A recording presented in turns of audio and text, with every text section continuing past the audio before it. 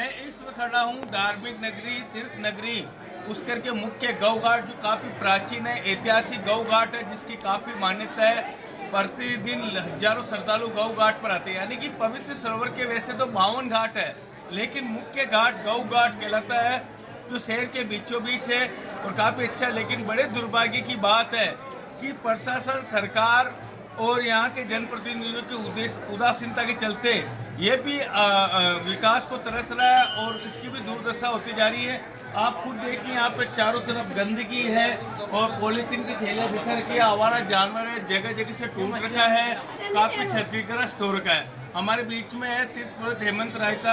आप बताएं, गौ घाट काफी प्राचीन, इसके बारे में आप क्या जानकारी देना चाहते हैं? सबसे पहले मैं बदलता पुष्कर परिवार का और अनिल सर का धन्यवाद देना चाहता हूँ। उन्होंने अपने स्पेशल रिपोर्टिंग के अंदर गौ घाट को और गौ घाट के मुद्दे को शामिल किया। गौ घाट का अपने आप में एक बहुत पौराणिक महत्व है। 52 घाटों के अंदर मुख्य गौ घाट सबसे टॉप पे है और सबसे ज़्यादा श्रद्धालु इसी घाट पे आते हैं। इस घाट के अंदर जितने भी हमारे देश के महापुरुष थे, जो बड़ी बड़ी हस्तियाँ थी, उनकी सबकी हस्तियाँ इसी घाट पे विसर्जन की गई है। लाल बहादुर शास्त्री, महात्मा गांधी, जवाहरलाल नेहरू, इंदिरा गांधी आदि की सभी की हस्तियाँ, अटल बिहारी वाजपेयी जी की हस्ती भी इसी घाट पे विसर्जन हुई है। और उनके अलावा जब वो जीवित थे तो इसी घाट पे उन्होंने अपने परिवार के साथ में पूजा अर्चना की थी।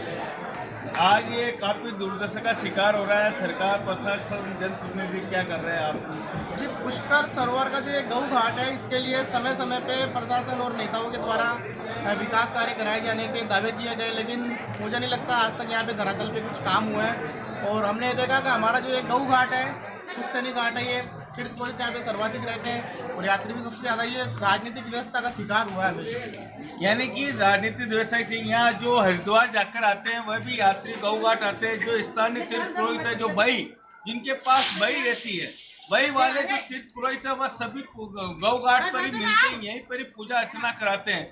लेकिन फिर भी दुर्भाग्य बात है कि गौ घाट की उपेक्षा की जा रही है और इस पर ध्यान नहीं दिया जा रहा है। काफी प्राचीन है और काफी ऐतिहासिक इसका महत्व है कि इसको पहले वीआईपी घाट बोलते थे। यानी कि जितने भी वीआईपी आते थे वह सभी गौ घाट पर पूजा करते थे। लेकिन अब थोड़ा बाजार सकड़ा हो गया और ये शहर के बीचों बीच होने के कारण, आबादी बढ़ने के कारण, अब वीआईपी की गाड़ियाँ यहाँ पर नहीं आने के कारण ब्रह्म घाट पर उनको पूजा अर्चना कराई जाती है।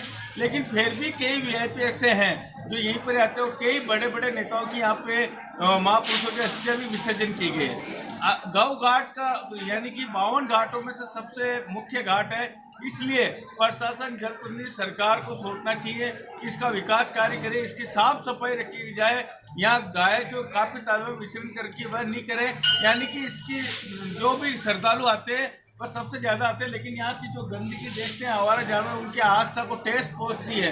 यानी कि वह काफी दुखी होते हैं। इसलिए यात्रियों की भावना को देखते हुए उनकी आस्था को ठेस नहीं पहुंचे, इसलिए इसको साफ सफाई रखनी चाहिए और यहाँ की मरम्मत करनी चाहिए ताकि ये अच्छा लगे और जो श्रद्धालु आए उनको लगे कि वाकई में हम किसी तीर्थ स्थल के अंदर आए हैं। मैं अनिल कुमार पासवान, बदलता पुष्कर संपर्क।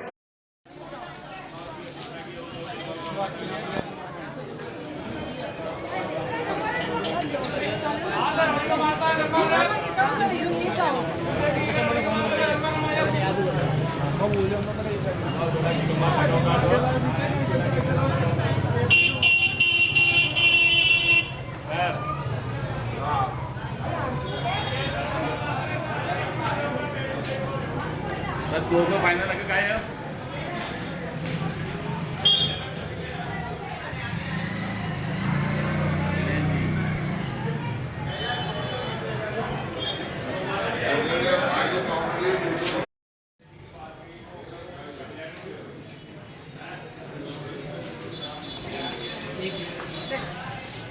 क्या मेरे क्या